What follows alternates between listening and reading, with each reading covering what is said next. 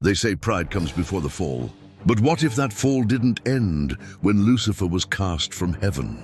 What if what came after, what he did to the angels who followed him, was far more terrible than anyone ever imagined? This is the story heaven never meant for us to hear.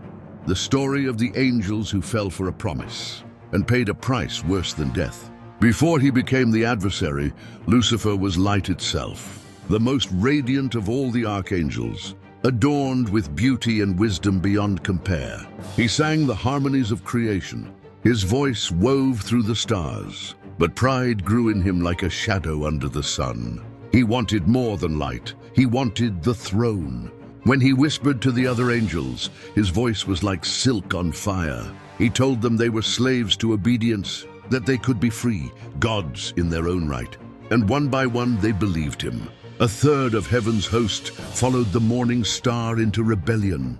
But heaven cannot harbor treason. A war broke out, light against light, wings against wings. And when the dust of eternity settled, the rebel angels fell like burning comets across the sky. Lucifer's brilliance was extinguished. The morning star became the prince of darkness. When the gates of heaven closed behind him, the light within Lucifer began to twist. What had been beauty became torment. What had been music became screams echoing through endless night. The angels who had followed him looked to their leader, but Lucifer no longer looked like the being they had adored. His radiance was replaced with a shadow so deep that even their immortal eyes could not see through it. He promised them a new kingdom, a realm of freedom and glory.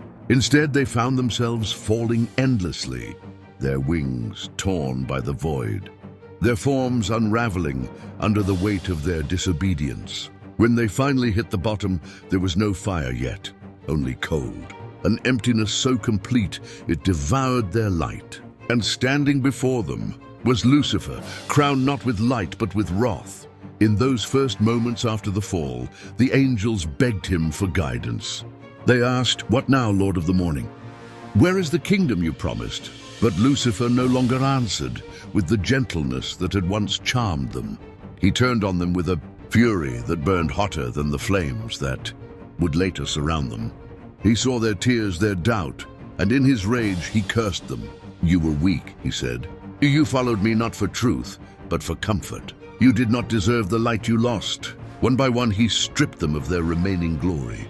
Their voices silenced, their wings broken and blackened, their faces twisted by the reflection of their own fear. He took their celestial light, the spark that made them angelic, and bound it into himself. He fed on their despair, growing darker and stronger as their screams filled the hollow places of the abyss. This was his revenge, his throne of suffering, and those who had called him Morning Star now called him Lord of Flies.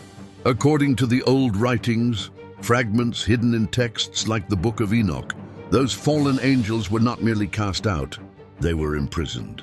Lucifer, now consumed by envy and guilt, bound his own followers in chains of fire and shadow, ensuring they could never rise above him again.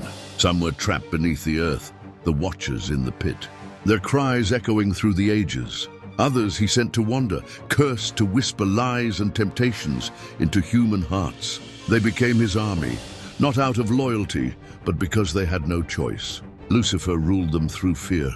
He reminded them every day that their suffering was their fault, that if they had fought harder, believed more, maybe they wouldn't be damned. And in that endless torment, he found satisfaction.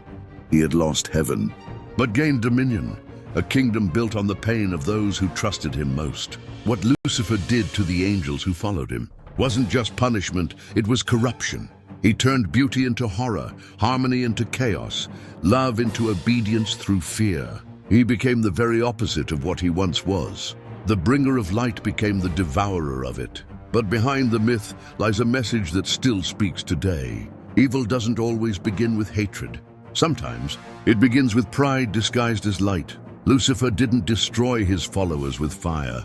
He destroyed them with lies, promising freedom that led only to chains.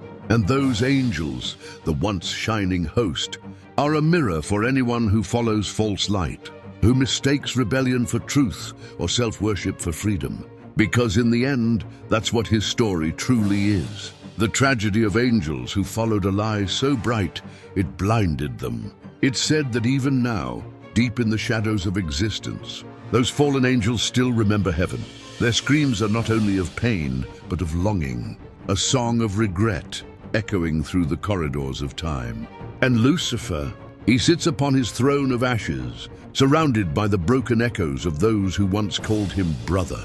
He won the war for their loyalty, but in doing so, he condemned them to a fate far worse than his own. So when we speak of the fall of Lucifer, we should remember the fall of the others. For their suffering is the true price of rebellion, and their silence is the sound of heaven's warning. We hope that this story has been to your liking, and if you like it, do not forget to give a like. Share it and subscribe to our channel for more beautiful biblical stories. And if you want to know more about interesting topics, leave us your comments and suggestions. Until next time.